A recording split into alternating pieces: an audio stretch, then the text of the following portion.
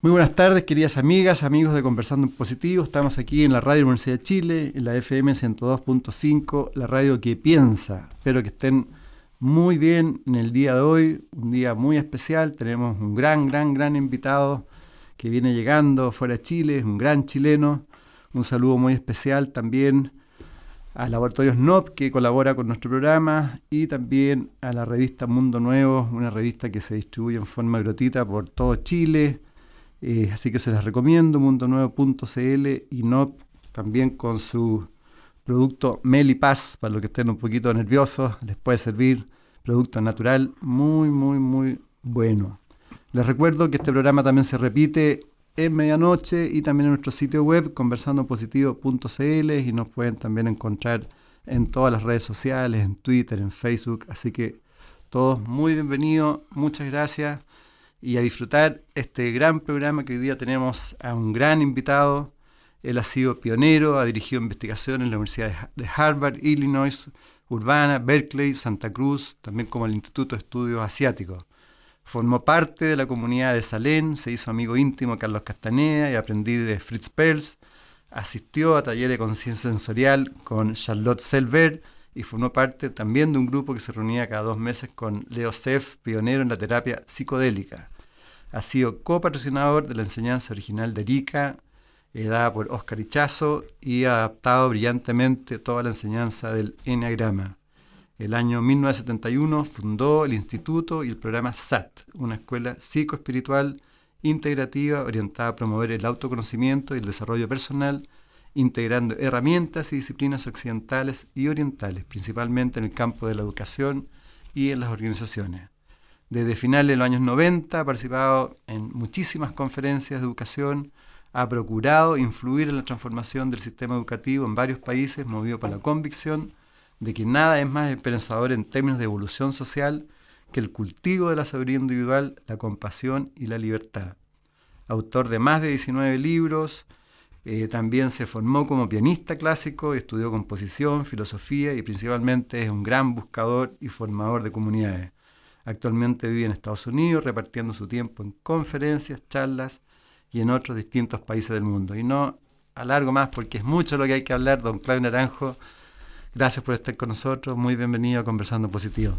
Gracias a ti.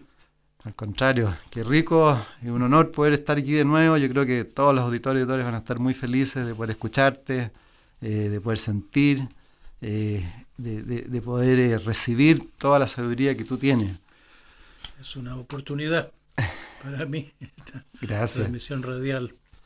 Sí, pues estamos en la Universidad de Chile acá, una gran universidad, ¿no? Sí. Todavía nunca me han invitado a dar una conferencia. Me han invitado en Bolonia, me han invitado en muchas de las grandes universidades del mundo, pero a la universidad en que me formé parece que no me ha llevado mucho de apunte. Wow. Así que esto es una especie de compensación. Bueno, un llamado de atención entonces al director de la radio, que a don Claudio Naranjo dice que nunca lo han invitado a la Universidad de Chile. Yo creo que ya es el momento, ¿no? Sería, yo creo. Sí. Porque ya no me quedará mucha vida. No, eso yo creo que le queda mucho ahí. Claudio, yo quería, hoy día estaba pensando en qué podemos conversar. Bueno, primero que nada, ¿cómo estás, Claudio? ¿Cómo va la vida? ¿Qué estás haciendo? Estoy haciendo muchísimas cosas.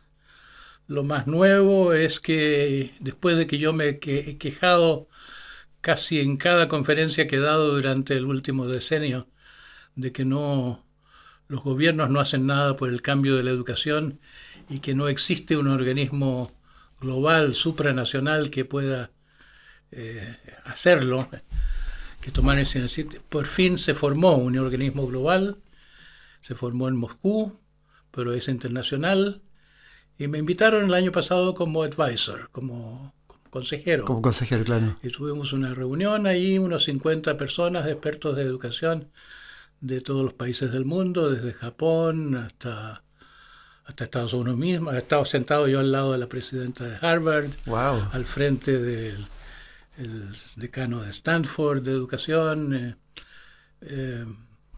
y con el propósito de hacer proyectos sobre la educación futura a nivel global Y la voz mía se está oyendo bastante. Hemos tenido hace poco un segundo encuentro en Silicon Valley. Hay muchos que van por la parte tecnológica, muchos que quieren innovar en educación con más tecnología, pero la voz humanista está representada y Qué bueno, a mí ¿eh? me dieron la conferencia de apertura, que fue un signo de que Buena noticia. quien organiza eso le está dando mucha importancia a que esta voz. Y me encontré con muchas personas afines, me encontré con una inglesa que tiene un instituto privado y que compartía conmigo esta visión de que no se trata de pequeños cambios, sino que el de la definición fundamental de qué es lo que se propone la educación, lo que debe proponerse la educación, y me encontré con mucho acuerdo en personas que hasta ahora no han estado reunidas. O sea, toda la semilla está Eso, está sí, dando su fruto. exactamente, eso es lo que siento. Qué Yo bueno. estaba hace algunos años en la época de dar fruto, pero ahora estoy en una época en que brotan los frutos y alcanzan otra difusión. También me han regalado una universidad. Soy presidente de una universidad que empieza a funcionar en algunos meses más. En México, el gobierno de México me ha hecho un gran regalo de no solo un terreno, sino una reserva ecológica. Para Un lugar construir una... para construir. Tuvimos hace poco en una sesión sobre cómo va a ser esta construcción. El arquitecto, para escándalo mío, porque me parecía demasiado, estaba hablando de geometría sagrada, de que no sean lugares rectangulares, de que sea una construcción probablemente con 9 puntos y en un entorno, una construcción circular. Presupuesto nada más que 20 millones, pero eso es muy fácil de conseguir, porque eso es lo que vale un avión de guerra últimamente, y para cambiar el mundo, ¿cómo no va a ser barato eso? Así que estoy rodeado de gente que sabe lograr las cosas, Está bueno, ¿eh? así como me han financiado. ¿Y cuál es la sensación de felicidad, yo creo, no? Sí, fue una felicidad que me compensa un poco, que me duelen las piernas y que se me falla la vista y que empiezan otros achaques. Sí, pues bueno. Felicitaciones, qué rico, qué rico. Sí. Mira, yo quería, si podemos conversar un poco sobre, porque este programa, bueno, lo hemos hecho ya, vamos en el 9º año, y siempre las personas andan preguntando y de repente se pierden un poco lo que es el camino espiritual. Entonces yo quería conversar contigo un poco, ¿qué es el camino espiritual? ¿Cuáles son las pruebas que uno se va enfrentando? Por ejemplo, yo me acuerdo, o sea, he visto también de la tradición, no sé, hermética, también iniciática, donde generalmente lo primero que se ve como prueba simbólica es como un gran monstruo y uno como hombre ahí chiquitito y que tiene que uno enfrentar esta gran bestia. Sí, que es uno mismo. Que es uno mismo, que es la bestia que uno tiene adentro, ¿no? Sí, sí. ¿Cómo visualiza esa primera como gran prueba que uno tiene que enfrentar a su propia bestia? Yo creo que la prueba de que no se habla, pero es anterior, es darse cuenta de que hay una bestia ahí donde uno creía que todo estaba muy bien. Cierto, eso de reconocerla. Reconocer la enfermedad, reconocer la monstruosidad, reconocer que uno no es tan bueno como creía. Claro. De hecho, hay varios libros al respecto, digamos, cuando uno se enfrenta, digamos, a esa bestia, ¿no? Sí. Despertar como empieza, como dice Dante al comienzo de la Divina Comedia, me di cuenta que estaba perdido en un bosque oscuro. Justamente. Darse cuenta que uno está perdido. Entonces, yo digo, la mayor parte no son neuróticos, son normóticos. Normóticos. Tienen en la tradición cristiana hay el concepto de la dureza del corazón. Hay los pecadores y hay los que no saben que son pecadores porque no se dan cuenta, no tienen el sentido de como una vergüenza orgánica, como sentir que uno está mal. Claro. Entonces el darse cuenta de lo mal que uno está es el incentivo, es lo que realmente de lo que depende que uno encuentre algo mejor. Y es lo que más falta en el mundo, yo creo, esa conciencia. De hecho, tú hablas de la gran bestia, pero que tú dices que usa la bandera de la democracia. Somos tan bárbaros hoy, Pero te preguntas, ¿las personas desarrollan un falso yo para vivir en esta sociedad? El egoísmo y el narcisismo pasa a ser ya una patología. Bueno, la gran bestia es un término que usaron los antiguos en forma un poco oscura, pero yo tengo la impresión de lo que querían decir es lo que yo llamo el patriarcado, el espíritu de la gran ciudad. Nace la civilización con la construcción de grandes ciudades y templos monumentales, los centros de autoridad religiosos y cívicos, la organización del Estado. Y claro que nos parece un gran bien el Estado, que viene aparentemente a poner orden en un mundo que se supone que sería muy peligroso y caótico si no hubiera posesión de ese orden. Pero yo creo que estamos en el momento de crisis de todo ese sistema milenario, en que los problemas de la organización vertical de la autoridad se están haciendo presentes. Y esa gran bestia, los cristianos tenían presente principalmente Roma como la bestia, el lugar donde quemaban a tantos santos. Pero antes fue Babilonia y antes de eso fue Egipto, como la gran ciudad, la civilización avanzada. La civilización es la gran bestia, pero la civilización es la organización patriarcal. Es un mundo en que imperan los valores guerreros, los valores militares, el dominio a través del poder. Ahora, y eso fue un mundo construido por los hombres, y yo creo que tomaron el poder en sus familias. El comienzo de la esclavitud fue la relación de marido y mujer, se tornó una relación de posesión, de propiedad. Como el pater familias romano es el dueño de la mujer y de los hijos, por eso que el padre puede mandar a los hijos a la guerra. Tiene la relación que puede tener un dueño de esclavos, y esa relación se hizo una organización política. En esa organización familiar se fundó la organización política. Exactamente. Y las mujeres no han tenido voz ni voto a través de los milenios. Ahora está cambiando un poco la cosa. Un poco. Ahora, volviendo a lo individual, Claudio, respecto a la búsqueda, por ejemplo, también se relacionan los 4 elementos siempre, es decir, la prueba del agua, que representa las emociones, la circulación, la prueba del instinto también, de la parte más bestial, que es el impulso, el fuego. El fuego, justamente, claro, que justamente todo el impulso, la tierra, que son las pruebas materiales, y el aire, que tiene que ver también con el pensamiento.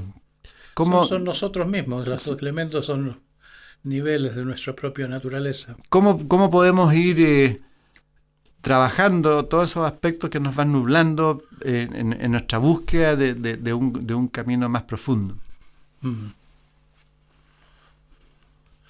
Bueno, tú decías que en la búsqueda se habla mucho del monstruo, del dragón, del gran enemigo, hay una guerra santa de doblegar, podemos llamarlo el propio ego, o la propia enfermedad, o la propia neurosis, da lo mismo como se lo llama. Pero también a medida que se va madurando más allá, se va llegando a una aceptación del propio pasado, la aceptación del propio karma, la obsesión, hasta la aceptación de los propios defectos. Hay que hacerle la guerra a los propios defectos, pero también hay que saber dónde terminar la guerra y como que respetar las propias cicatrices y heridas que están más allá del propio trabajo. No es como para pasársela en guerra todo. No hay que quedarse pegado ahí. Sí, no hay que ser sí. La aceptación tal vez es una condición más profunda de serenidad. No estar ni en favor ni en contra. Yo creo que lo que es el fruto más precioso de la búsqueda es un estado neutro, que no es ni en favor ni en contra. Exactamente. Que se va desarrollando muy lentamente esa neutralidad. Ahora, también, bueno, tú lo transmites, Eckhart Tolle también lo transmite en el sentido de que la transformación de la conciencia humana es difícil porque él plantea que la mente no puede entender lo que es esa transformación. Él plantea que el mundo es un reflejo de la mente, Claro. no entiende lo que es y piensa que son nuevas ideas, nuevos conceptos, pero Sí, sí. no hay una profundidad. Exacto, estamos viviendo en la superficie de la mente, en la superficie pensante de la mente, Claro, y nos hemos transformado en una especie de fantasmas que no justamente. somos más que criaturas del pensamiento. Si nos identificamos con nuestros pensamientos y hemos dejado de sentir la vida, sentir la realidad. No tenemos contacto profundo ni con el cuerpo, ni con las emociones. Con el instinto menos. Yo creo que la educación es en gran parte una castración, en que se le enseña a los niños a no obedecer, a no respetar, a no poner el principio del placer por sobre todas las cosas. Y en cierto modo es un triunfo, en cierto modo se hace de manera represiva, condenatoria. Es como para la única manera De castigar. de triunfar sobre el placer es castigar a los niños. Es como diciéndole eso es malo. Entonces termina uno sintiendo que su animal interior, que no es otro que el niño interior, esa parte de uno que es la criatura de los deseos naturales, es mala. Y eso basta para sentir nosotros somos malos. Y uno que se siente malo no llega a mucho en la vida. Por supuesto. Uno tiene que descubrir que su bondad intrínseca. Y para descubrir esa bondad intrínseca tiene que hacer mucha catarsis de lo que llama malo. Ahora, ¿tú estás de acuerdo, Claudio? Estamos con Claudio Naranjo en Conversando Positivo, que en la Radio Universidad de Chile, les habla Edgardo Fogel, que en el fondo somos un reflejo del mundo y que hay dos dimensiones. Uno, la dimensión del mundo, que es lo que nosotros mismos proyectamos, y otro es la dimensión espiritual, ¿no? Incluso yo pondría la dimensión psicológica con el mundo. ¿Cómo así? Lo psicológico. Bueno, es difícil separar psicológico y espiritual porque el progreso es un proceso psicoespiritual. No se puede tener el espíritu sin librarse de las pasiones. Eso que el contraste, el digamos. cristianismo se llama los pecados. Es lo que mueve el mundo, la envidia, la ansia de poder, la codicia. Los clásicos pecados son los que... Por eso es muy cierto lo que decían en la Edad Media, que el mundo es del diablo. Sigue siendo muy cierto que el mundo es un lugar donde cada bebé que nace se contamina y se vuelve mundo, se vuelve como igualito a lo que nos rodea. Pero ahí perdí el hilo. No me acuerdo tu pregunta en este momento. Sí, bueno, que de alguna forma que estamos en dos dimensiones y que hoy día el ser humano prácticamente vive solamente en la dimensión del mundo porque está provocado por su propia historia personal, por su propio pensamiento. Ignoramos nuestra propia profundidad. La vamos descubriendo. Se va agrandando el corazón, se va agrandando también... es más misterioso el animal interior.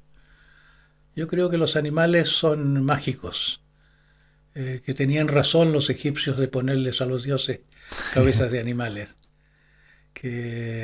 o los mexicanos, el nahual es animal, el espíritu se representa, es como algo que tiene algo que ver con lo animal. A mí me llamó mucho la atención cuando leí en alguna parte de una zorra que tenía su guarida en un cerro, en una cuevita con su cría, y que él quitó a la cría y los llevó a una cuevita un poquito más allá, justo antes de que hubiera un ¿cómo se llama? Cuando se rueda la montaña. Una avalancha. Una avalancha. Una avalancha. Sí. ¿Cómo puede un animal saber? Es lo mismo que pasa con los terremotos. Los animales huyen, pero no hay sismógrafo, no hay equipo humano técnico que pueda predecir terremotos. Entonces parece que hay una facultad que se sale del tiempo y el espacio. Eso que llamamos espíritu tiene que ver con que está muy ligado a lo animal. Sí. El animal ya tiene esa magia de un saber orgánico Sí, que va más allá del intelecto. y a propósito de los animales, también se plantea que hoy día hay tanta cercanía con los animales porque los animales nos juzgan. Y los seres humanos juzgamos tanto, entonces uno como ser humano se siente bien con los animales. Porque como que aparece la parte más esencial Estamos de uno. empezando a entenderlos mejor. Claro. En el siglo XIX se pensaba que eran unos brutos, ahora tenemos una sensibilidad mayor. Pero un Y nos damos perrito, un cuenta que gato. a veces nos damos cuenta que son un poco mejores que nosotros.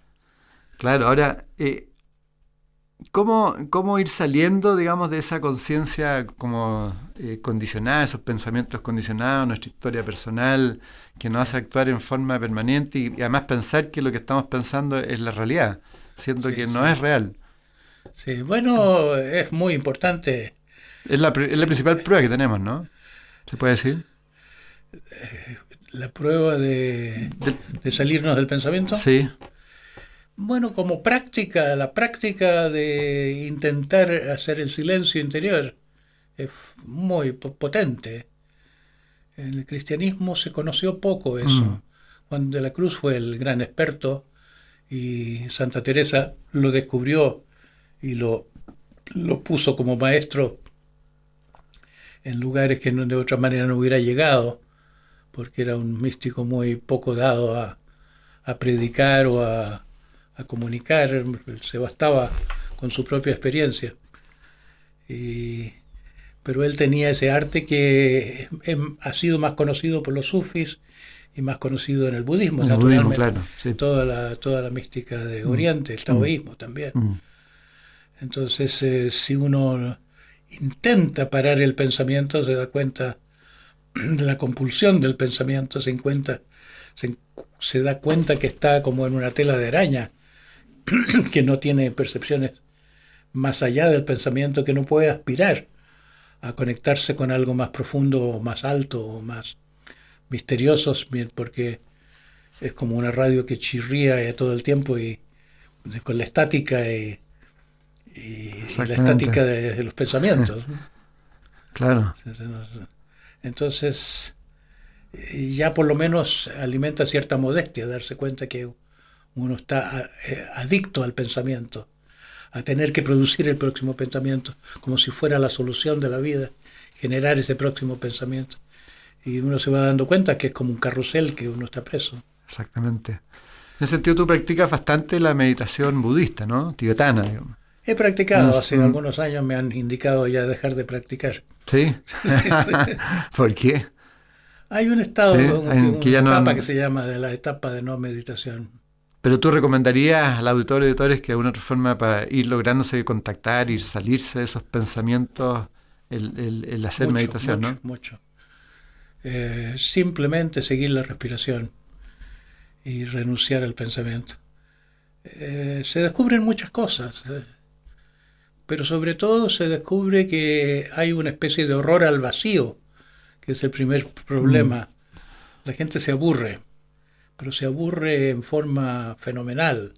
Es un aburrimiento muy difícil de soportar, más de unos minutos. Ah, Gente que es con suficientemente seriedad como para intentarlo de veras. claro. Entonces, eso es una manera de contactar lo vacío que uno está, porque una meditación que funciona es una en que se produce un silencio gozoso, un silencio satisfactorio, en que no hay nada, pero está uno ahí, está uno presente, o hay una presencia que no es nada, pero que lo llena todo. Pero antes de llegar ahí, la realidad de uno que logra parar el pensamiento es que es insoportable estar sin pensamiento porque no hay nada más.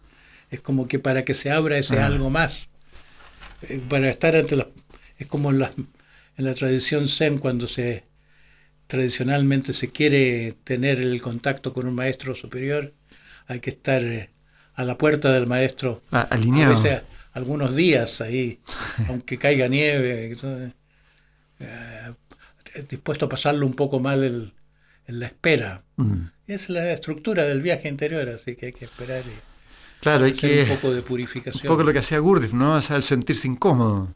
Sí, O sea, la comodidad hace que uno sí, tienda a la inercia y a quedarse dormido. sí, sí. Hay que, hay que poder desprenderse de la comodidad como de la mundanidad en general. Mm. Parece que eso no tuviera ningún equivalente entre los valores mundanos del mundo de hoy. No hay un espacio en el mundo para el repudio de lo mundano. Parece que eso fuera un ideal religioso añejo, ya pasado de moda, que tal vez uno puede prejuzgarlo como masoquismo. ¿Por qué podría una persona querer renunciar a las cosas del mundo? El mundo es tan bonito. Claro, Pero es que la renuncia del mundo es como la entrada en el misterio, de que hay otra cosa, lo que tú justamente. llamas el espíritu en tu pregunta, Sí. junto al mundo. Es Y, la renuncia, el espíritu de renuncia. claro. Por eso, bueno, por eso también al iniciado lo llaman también es como un volver a nacer en el fondo. Y es renunciar, ¿no es cierto?, al mundo, al ego, Para pasar a otro lado. para pasar a otro lado. Sí. Y eso a los chicos, a los niños, relacionado también al proyecto SAT, los educadores deberían ir transmitiendo eso a los chiquititos, ¿no? Yo tengo personalmente poca experiencia con la enseñanza de la meditación para los niños, pero por lo que he oído, les es mucho más fácil que a los adultos.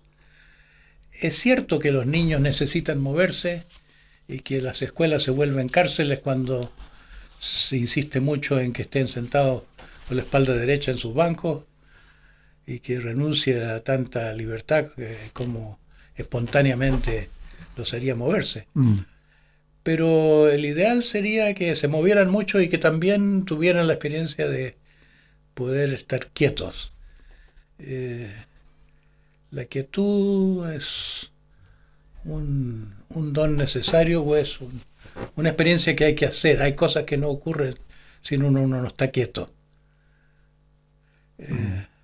La experiencia del descubrir la propia nada, descubrir que hay una puerta cerrada, que uno está desconectado, y más aún la experiencia de que se abra esa puerta, necesitan de la quietud. Sí, bueno. Necesitan de que uno no esté agitado buscando la próxima cosa, que está yendo apurado al futuro. Claro. Hay que poder reposar en el presente, reposar ahí en la falta de propósitos. La falta de propósito mundano te abre la posibilidad de que te hable, digámoslo, el espíritu, que es una manera un poco metafórica de hablar de algo que no se lo puede definir muy bien. Bueno, recordemos que estamos aquí con don Claudio Naranjo, un gran maestro de sabiduría. Estamos conversando, bueno, de la vida, del camino espiritual. Me han dicho varias veces que haga esta pregunta, que es como media filosófica un poco, pero ¿cómo se puede explicar la muerte, por ejemplo, de 150 millones de personas en el siglo XX y enfermedades mentales que bloquean la conciencia? Muchos dicen que la vida es injusta. ¿Cuál es tu visión al respecto? Yo creo que estamos locos y no nos damos cuenta que estamos locos. La condición humana es una condición muy enferma que no se da cuenta de que le pase nada anormal, porque es una especie de amputación, es una especie de autoamputación. Por ejemplo, la parte animal nuestra fue reprimida en la primera infancia, perdimos esa autorregulación, esa intuición profunda de los animales. Estamos tratando de vivir controlándonos todos desde la razón, razones para esto, razones para aquello, hay que hacer esto, hay que hacer aquello.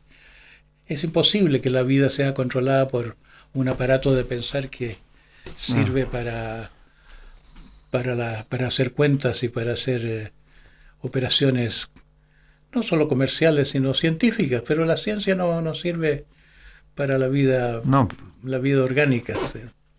Es más compleja la vida humana que la vida de las cosas que se ¿Y las enfermedades mentales de hoy día son producto de lo que tú estás planteando? Producto de que no estamos viviendo nuestras vidas verdaderas, producto de que hemos perdido el alma, por así decirlo. Es una buena manera de expresarlo, aunque sea también una metáfora. Nos hemos perdido, hemos enajenado de nosotros mismos. Y el sentido de la vida es vivir nuestra vida y ser nosotros mismos. Entonces, si uno no está cumpliendo con el propósito de la vida, también es concebible que la vida nos mate, o que la vida nos dé una retribución a esa no vida, como vivir muertos. No difiere mucho eso de una muerte real. ¿Se puede hacer un paralelo también al trato que uno le da a la naturaleza, a la tierra, que viene también la reacción? Nosotros tratamos a la naturaleza propia y a la externa como explotadores. Explotamos la tierra para sus recursos, para nuestros fines. Entonces nos preguntamos si la tierra quiere algo de nosotros o cuáles son sus fines. Nos sentimos que somos los dueños de la tierra en vez de pensar que tal vez la tierra es dueña de nosotros, como un animal de sus pelos. Sí, pues. Y en ese sentido, tú, mirándolo por el lado positivo, estamos conversando en positivo en la Radio Universidad de Chile con Claudio Naranjo. Tú estás hablando hoy día de la política de la conciencia. Yo digo que la salvación del mundo estaría de que la política, el poder, las decisiones de los que tienen poder en el mundo se den cuenta de que están activamente haciendo una política para la inconsciencia. Es decir, el poner la economía por sobre todo y echarle la culpa a las leyes del mercado como si no fueran decisiones humanas, esa decisión de poner lo económico por encima de los fines de la vida, o de poner el egoísmo humano por encima de los fines de la vida, de desconocer absoluto de que la vida nos puso aquí para crecer, y crecer no solo biológicamente, sino que crecer espiritualmente para desarrollarnos. Si no estamos cumpliendo nuestro propósito como especie, se puede entender algo así como el mito del juicio final, de que haya una inteligencia cósmica que dice: este planeta no resultó, no eligió el camino. Claro.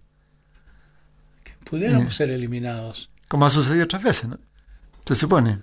En la Tierra ha habido extinciones. En la Tierra, sí, claro. Pero esta parece que sería más grave por el efecto en la Tierra misma. Nuclear, y porque está más vieja la Tierra, está más agotada de recursos.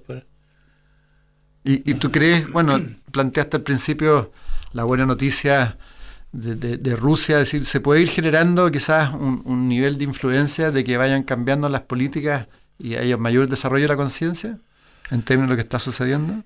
Yo creo que la palabra crisis es muy buena porque es un término médico que se refiere a ese momento en que el paciente o se sana o se muere. En la evolución de una neumonía, por ejemplo, hay un momento así, en que depende de cuál es el equilibrio de las fuerzas de salud y enfermedad. Yo creo que estamos en esa situación, o cambiamos o morimos.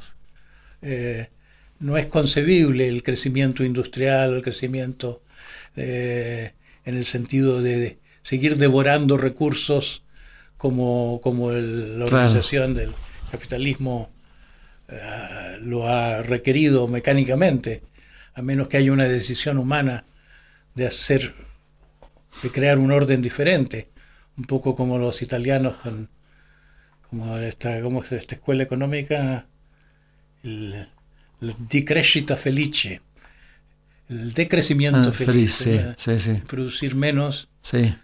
De hecho están sacando un banco también especial, un banco moral, digamos, se puede decir. Sí. Solamente se financian proyectos que sean sustentables. Sí.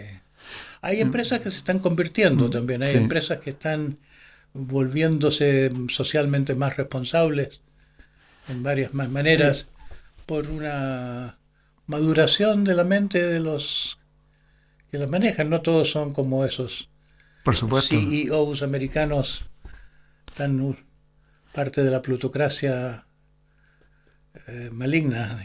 Y Claudio, si, por ejemplo, suponiendo que fueras miembro de un consejo mundial que se creara, ¿cuáles serían tus consejos hoy día a nivel individual, por ejemplo, a las personas para ir desarrollándose y a nivel de raza? Si de ti dependiera y te estuvieran escuchando muchísima gente. Yo empezaría por la necesidad de reconocimiento cultural de la sed de búsqueda.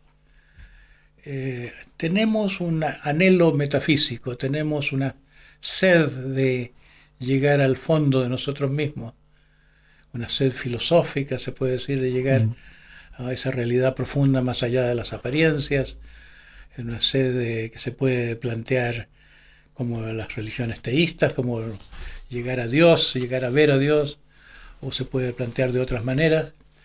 Esa sed está presente, se hace especialmente presente en la adolescencia, pero no hay un concepto en la cultura que ayude a reconocerlo. Cuando yo fui testigo del comienzo del uso de los psicodélicos en los años 60, yo estuve parte de ese tiempo en California, me llamaba mucho la atención las interpretaciones que le daban las autoridades a las motivaciones de los jóvenes, y me impresionaban por su desconocimiento de cómo es la experiencia psicológica, cómo era en esa época la de los pioneros, que eran los que estaban experimentando con más entusiasmo y más anhelo. Era esa misma sed de lo divino, esa sed metafísica, esa sed de llegar allí donde las instituciones de la cultura, incluso la iglesia, ya no cumplen mucho. Tal vez la iglesia medieval producía más santos, pero la iglesia contemporánea no se ve que, por lo menos en interacción con el mundo contemporáneo, no logra llevar a la gente a la santidad. Así que la gente que busca a Dios, o que busca eso que es misterioso y que no se le pone nombre, y se puede equivocar en decir, lo que la iglesia me ofrece se llama Dios, debe ser esto. Es como el que va a una constructora para que le hagan una casa, pero termina que la casa que hace la constructora no es la casa que hubiera querido hacer. Claro. Solo la constructora tiene permiso de hacer casas hoy en día. Entonces las iglesias tienen permiso tienen autoridad religiosa, dogmática. No hay el respeto a la persona del buscador y a su libertad de búsqueda. Una segunda cosa que me viene a la mente en respuesta a tu pregunta es que tiene que ver con esto de los psicodélicos también. Cuando hice mis experimentos, porque fue como si la vida providencialmente me pusiera en las manos muchos descubrimientos. Yo fui el primero que experimentó con la ayahuasca, que hoy en día se usa mucho. Yo fui quien patentó la ibogaína, que ahora es un negocio médico muy grande porque se usa mucho en tratamientos de la dependencia química. Claro. Hay mucho dinero en la cosa, y se está agotando la planta de la iboga en África. Ahora están empezando a hacer una síntesis a partir de otra planta. Yo abrí todo el capítulo de los empatógenos con el MDA, que resultaba tener cierta toxicidad, pero eso, bajo auspicio de la Universidad de Chile, hice eso. Ahora se está reconociendo todo eso como válido. Este año me invitaron a la primera conferencia internacional sobre la ayahuasca, que fue en Ibiza, y me pidieron abrir la conferencia porque en reconocimiento de que fui el pionero. El mundo está cambiando de actitud. Es como si los crímenes económicos hicieran que ya palidezcan los supuestos crímenes contra la salud, que nunca fueron crímenes contra la salud, por muchas complicaciones que tengan las drogas, tienen complicaciones, pero nada que pueda compararse a la complicación que es en el mundo el desaprovechamiento del gran potencial terapéutico de cada uno de estos fármacos. Arreglaría mucho el mundo si hubiera un canal, si se formaran especialistas y especialistas pudieran ejercerlos y darle a quienes buscan estas experiencias una oportunidad de hacerlas en buenas condiciones. Las complicaciones son mínimas, los accidentes son mínimos, la adicción es mínima cuando las condiciones son buenas, cuando las experiencias logran lo que se proponen, lo que prometen en cierto modo. ¿Y qué Entonces yo creo que el cambio, si hubiera una política para la conciencia, se aprovecharía mucho este recurso, que es como el fuego, un recurso número uno, pero no conviene que la gente haga fuegos por todas partes porque se les quema la casa. Los fuegos hay que hacerlos en el lugar de la cocina o en los hornos industriales, en lugares donde está bien canalizada esa energía. ¿Y cuál es la importancia de esas experiencias que se pueden realizar con ayahuasca u otros, que no se pueden hacer en forma normal? Se puede decir, es el estar, digamos, en otro estado de conciencia, el darse cuenta que existe otro estado de conciencia. El solo darse cuenta de que el mundo es tanto más grande de lo que uno había imaginado, que es tanto más misterioso, es como una iniciación, es un contacto que no dura, pero que deja una huella. Una huella de cambiar la dirección, de encaminarse hacia eso. Mucha de la gente que hoy día medita o que sigue alguna disciplina espiritual entró porque fumó marihuana o porque hizo alguna de estas experiencias. Por lo menos en California, donde yo he estado más tiempo, he visto que así fue lo que pasó en los años 70, 60. Sí. Y los que probaron alguno de estos estímulos farmacológicos terminaron entrando en un camino disciplinado.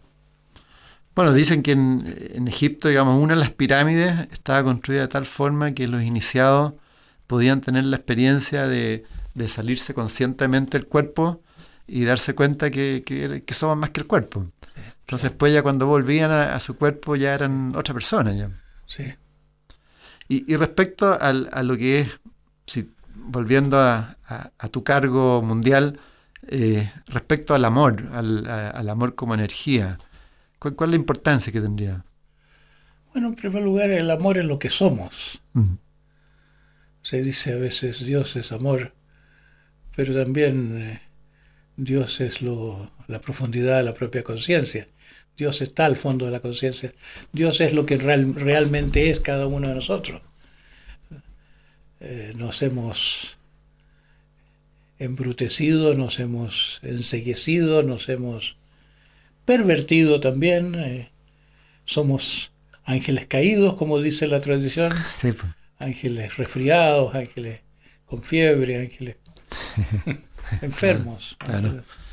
La enfermedad es la condición que hace que el espíritu ya se vuelva ciego a sí mismo. Entonces tiene mucha importancia en una política por la conciencia todo lo que sea sanador de la mente profunda, no sanador de los síntomas, no sanador como cuando le dan tranquilizantes a la gente como remedio a toda clase de condiciones que requerirían una exploración profunda. Es el factor económico, en parte el factor de ahorro de dinero, de tiempo médico de asistencia, en parte los beneficios económicos de los laboratorios que venden estas drogas. Sí, claro. Que te hacen sentir bien a expensas de amputarte una parte del cerebro, funcionalmente. Sin duda. Y Claudio, pero volviendo al tema del amor, ¿cómo podemos, para llegar a ese amor, primero estamos envenenados, digamos, Sí. Del corazón? Eso, hay que quitarle el veneno a la Claro, persona. ¿cómo limpiamos, cómo nos sacamos el veneno emocional que tenemos los seres humanos? Sí. Bueno, eso es lo que es la psicoterapia, en el fondo, pues, lo que pretende, romper los condicionamientos infantiles, entenderse a uno mismo lo suficiente como para que una deje de hacer las cosas que a uno lo están alejando del amor. Es tanto más tentador enojarse que replicar, que responder en forma amorosa a las frustraciones, que es difícil no caer en esa tentación, mientras uno no comprende muy profundamente de que pierde la vida en la propia venganza, pierde su propia profundidad, pierde su camino.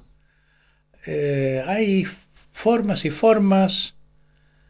Yo he sido muy entusiasta de la creación de alguien que todavía el mundo del académico no ha reconocido, que fue un conocido mío que no conocía siquiera la palabra chamán, pero era un chamán, un americano de poca cultura, que se llamaba Bob Hoffman, y que cuando yo lo conocí tenía una camisería, era sastre, y fue tocado por el espíritu, como muchos chamanes, a través de su don de mediumnidad.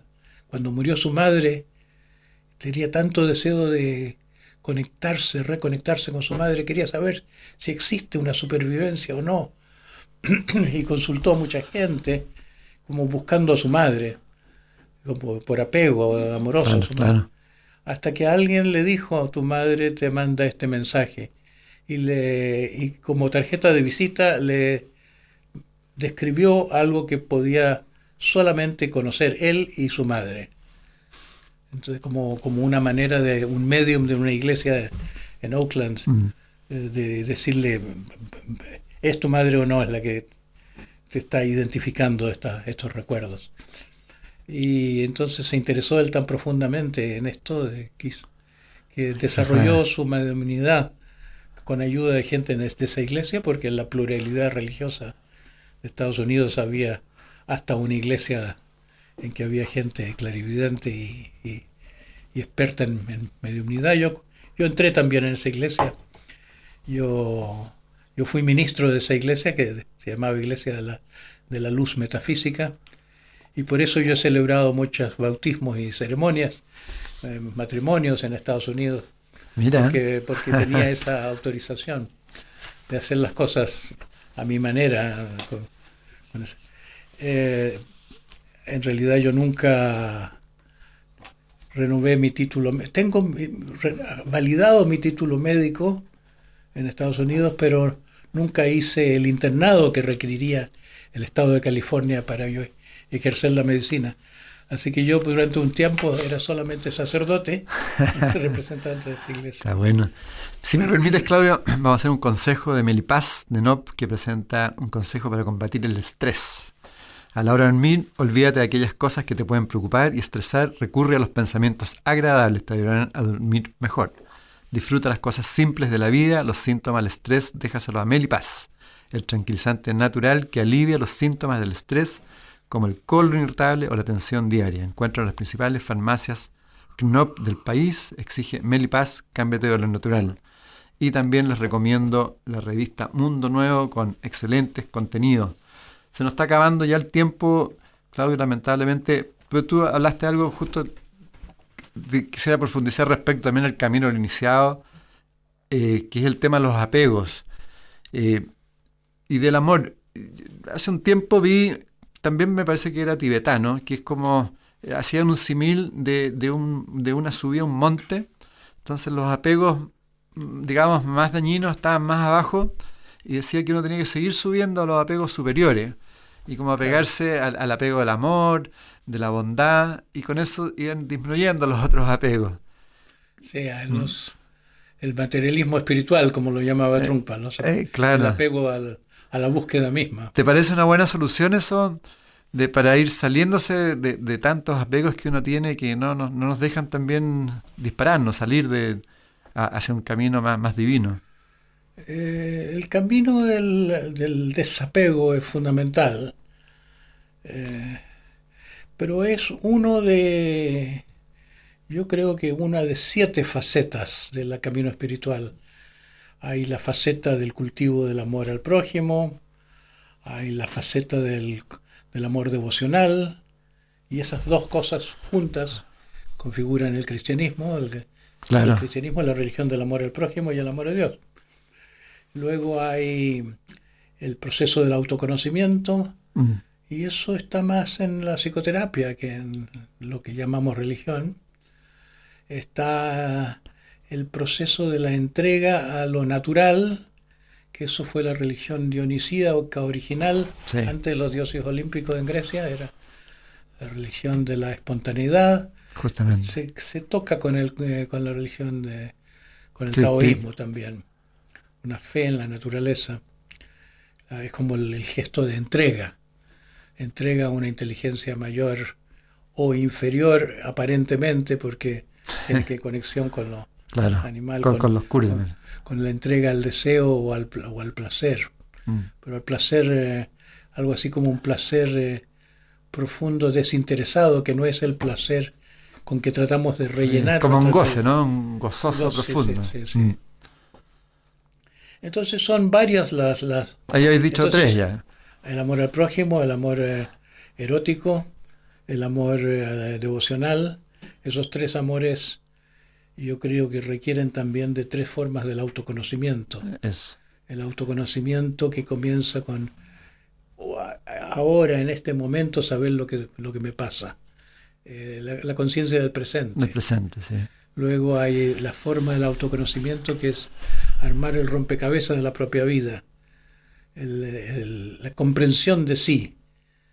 Eso que está relacionado con el autoconocimiento, ¿no? Tiene que ver con que uno pueda contactar lo que pasa momento a momento, pero es como armar el mosaico con todas estas instantáneas.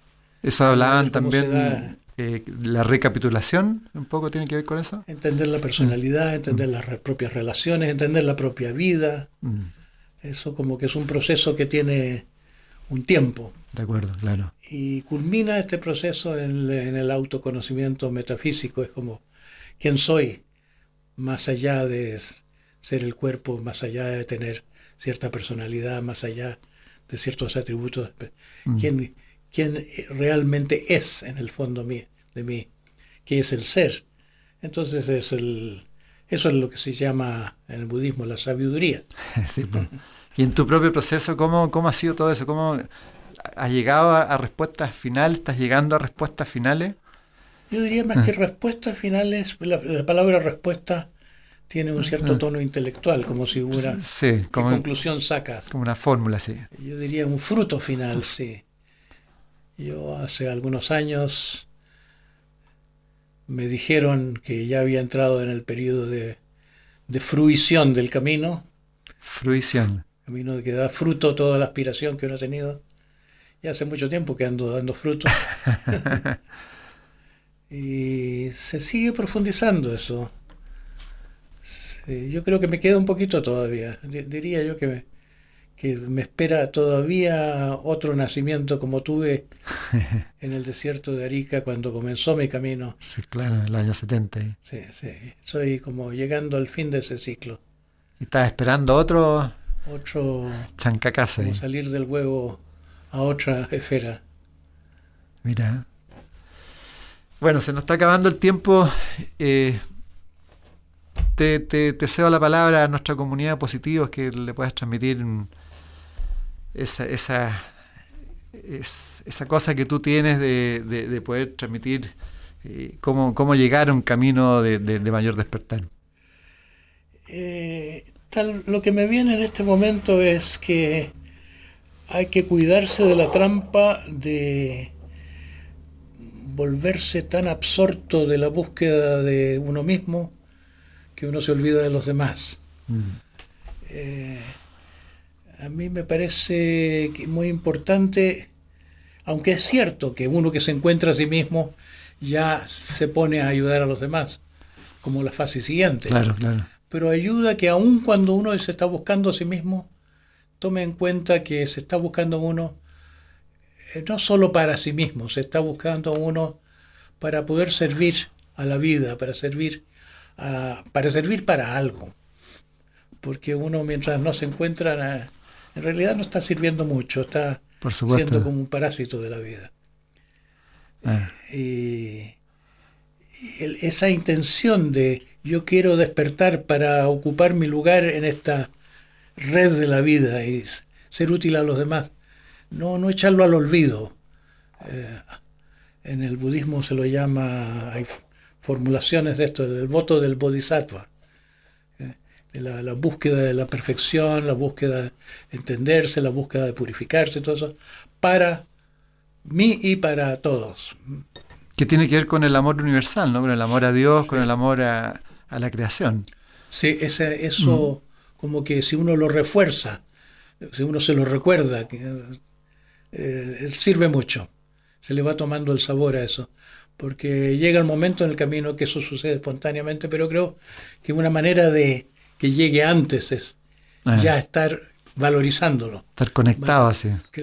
El intento de ser un salvador del mundo, eso está muy prohibido en nuestra mente ordinaria. Se dice que una persona es quijotesca cuando quiere Claro. ocuparse del mundo.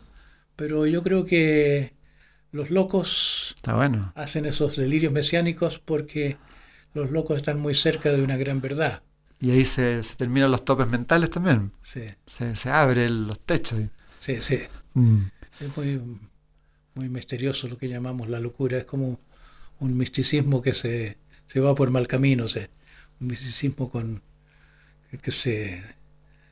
los cables pelados que se saltan chispas. Bueno, Claudio, qué pena que se fue el tiempo. Muchísimas gracias. Muy grato hablar contigo. No, al contrario. Muchas gracias a toda la amiga, amigos auditores, que la salud siempre te acompañe por muchos años. Gracias. Y gracias por todo el aporte que nos hace a todos.